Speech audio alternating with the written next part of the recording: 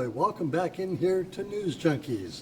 My guest this week, the very lovely and talented Michelle Hubbard, our guide to the unknown. And Michelle, as always, welcome in here. Thank you. Happy to be here. Well, listen, you have a little something different for us today. We're going to be talking about two books that you have written. One is called Grad School Essays and Law School Essays. And a lot of individuals I know would probably benefit by one or both of these publications. And this is something that you have been involved with for many years, Right. helping people to get into grad school, into law school. And there is, of course, a process. Not only do they have to demonstrate themselves academically, but they need to persuade the admissions people that they're worthy of being enrolled at a particular institution. So the question begs itself, and we'll launch off from here. How important are essays in that application process? Oh, they're huge. The essays and the resume are parts of the application that the applicant actually has control over. The numbers, they're what they are. How many other people are applying, they're what they are. But your essay and your resume, that's where you control the content. And that's where you can make your unique, your powerful, your best impression. Well, I must share a little personal vignette and then we'll move on. Years ago and in another lifetime, I worked for a couple of different schools as a financial aid officer. And I would give advice to say, look, if you want to get these scholarships that are out there, you need to draft an essay. And you need to make sure that it is addressing the subject matter. You have to be mindful of content, word count, good grammar. All of these things are very essential, as well as making them unique. And I would think the similar rule of thumb would apply to these. Oh, absolutely. And for the grad school applicants especially, you are facing different requirements for your essay depending not only on what school you're applying to, but what program you're applying to. And for example, psychology applicants can, for one school, be required to write an essay of 3 pages, pick the topic, or for another school, have maybe as many as 10 to 15 questions you're asked to answer. So it's important to, first of all, read the instructions, because the school gets offended when they think you're sending a boilerplate essay to them. And then to, second of all, make it your unique experience, fill in the details, because that's what's going to separate you from everyone else. Not necessarily the most dramatic story or the ringing achievements, but your unique details of what's made a big impact on you. So what I'm taking away from this, a lot of people may say, well, I'll do some research and maybe find a template somewhere, and you're saying that's not the way to go. No, that really isn't, especially for the grad school applicants. Now, for law school applicants, for the most part, you're asked to write 2.5 pages, topic of your choice. And that can be a little bit more structured format, and the one that I recommend, and if you do have a grad school that allows you to have this type of a format, a brief introductory paragraph, then 2 to 3 paragraphs that you say what you're going to be telling them about. You describe your challenge, you describe the situation, whatever it was that made the impact on you, and then a school-specific paragraph, which is very important. And then last is a concluding paragraph. So to an extent that there's a formula, that's the one that I recommend in particular for law school applicants. But if a school is asking you to respond to 3 different questions and they don't come in the same order as the format, you go with what the school is asking for. And it's very important to follow that format, as you've indicated. That's what the school looks for. That's how you're going to be judged and reviewed upon, as opposed to just submitting any old thing that comes to mind. Well, they want to know that you have taken the time to pay attention to what they're asking for and to give them that. And they also want to feel like they're special to you. It's almost like dating, I tell my clients. You know, pay the school some compliments. Let them know that you are paying attention to who they are, what they want, and what they want from you.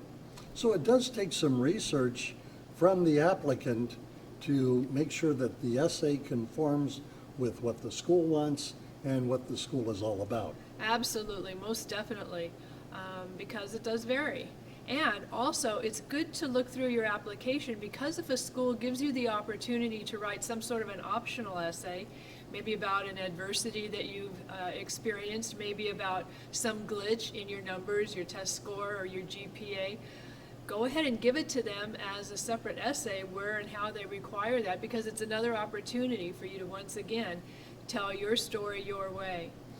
I would imagine that the institutions would also put a time limit as to when you have to get these essays in, and in order for them to review it. So the idea is not to procrastinate or put it off. Oh my gosh, that is my number one tip for any applicant is, contrary to what you might think, you do not do your best work at the very last minute.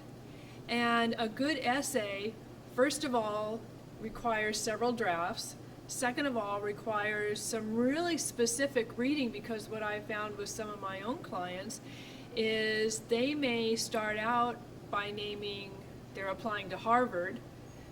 In the body, they'll use Columbia, and at the end, maybe Berkeley. That's the kiss of death. Now, your friends may not read with the kind of specificity that picks up something as subtle as, did you use the right name of the school you're actually applying to in this essay? They may help you with some grammar, and that's awesome stuff to have.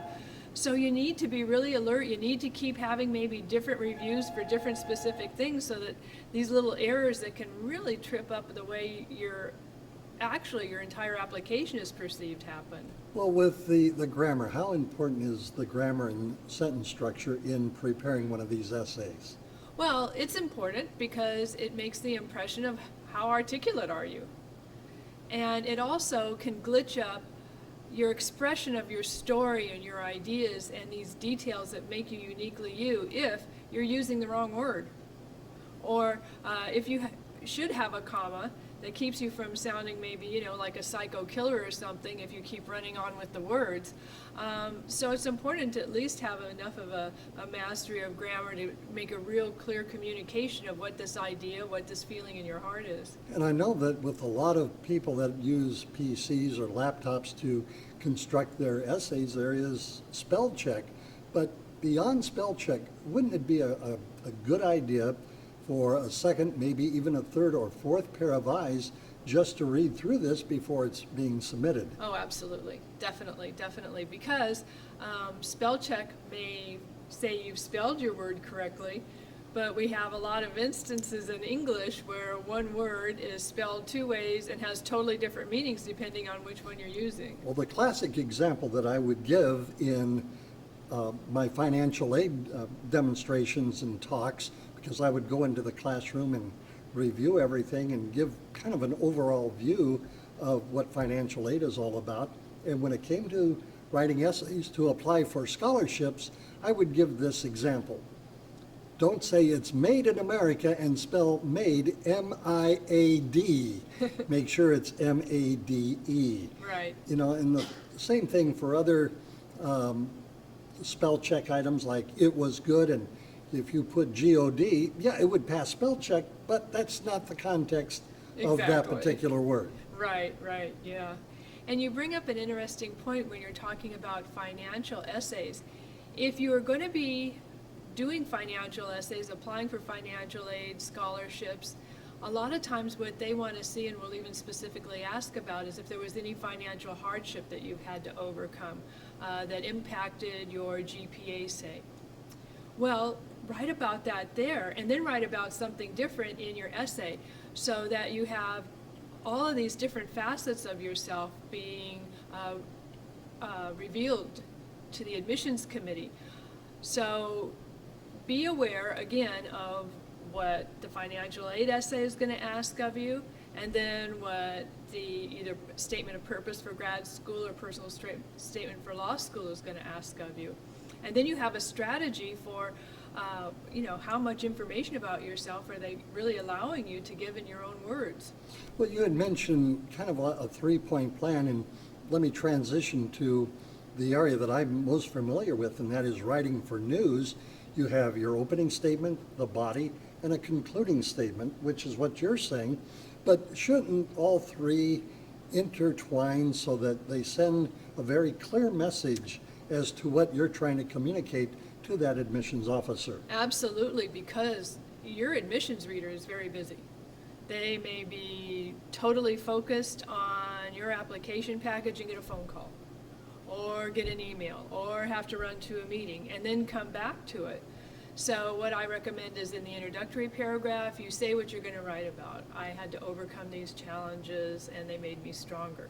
Then the 2 to 3 paragraphs in the body are what were these challenges and how did you overcome them, and then how did that impact your decision to go to either law school, grad school, whatever program in grad school.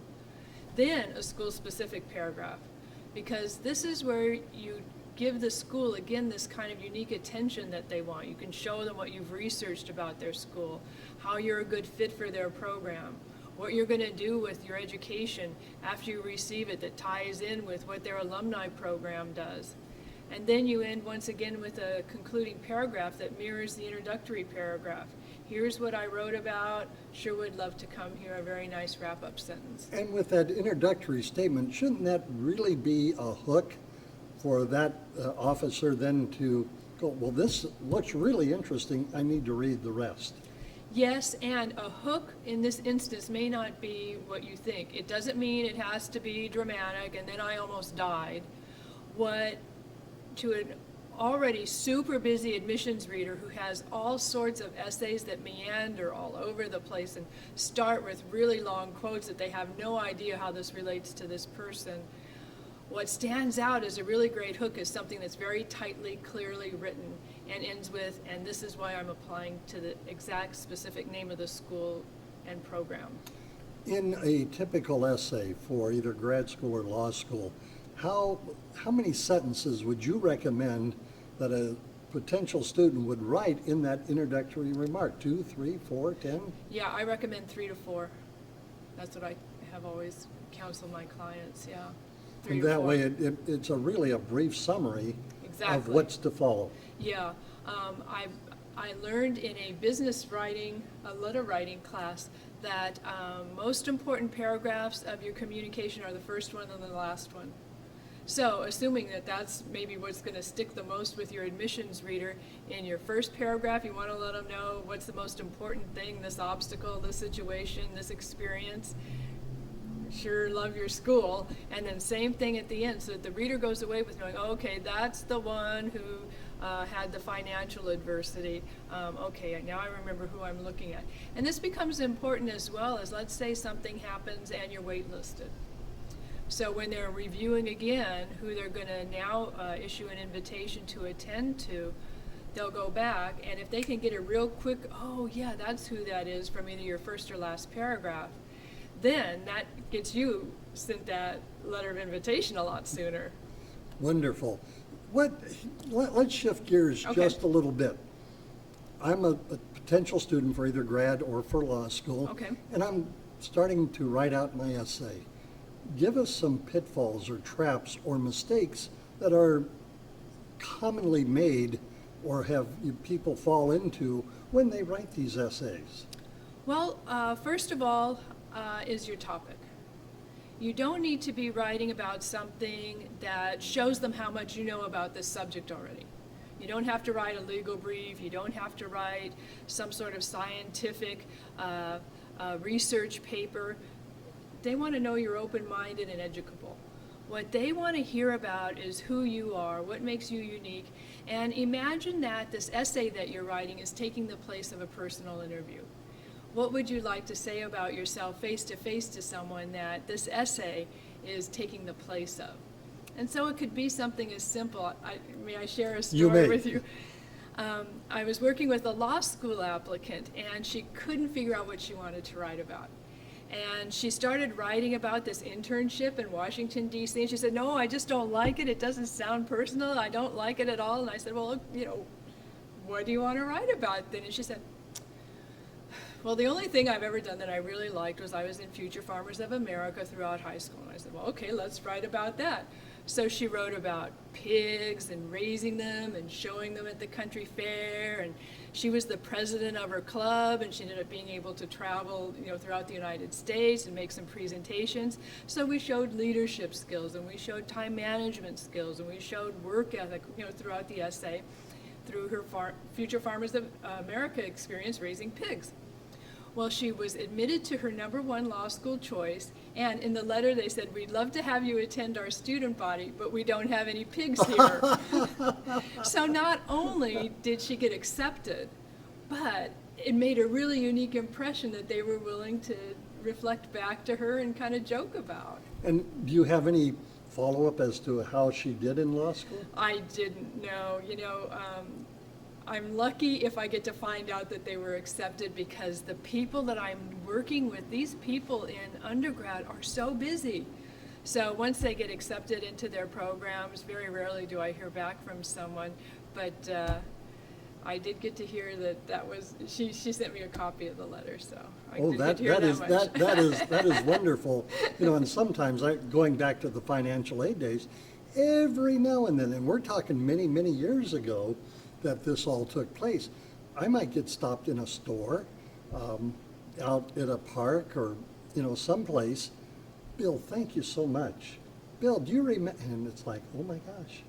And by and large, I remember the bulk of the people I've helped along the way, because you get to know them, because definitely. every individual is unique to their particular circumstances. Sure, and when you help people with these types of essays, you get to know them in ways that sometimes their own friends maybe don't know them as thoroughly as we end up knowing each other by the time we've crafted a personal statement.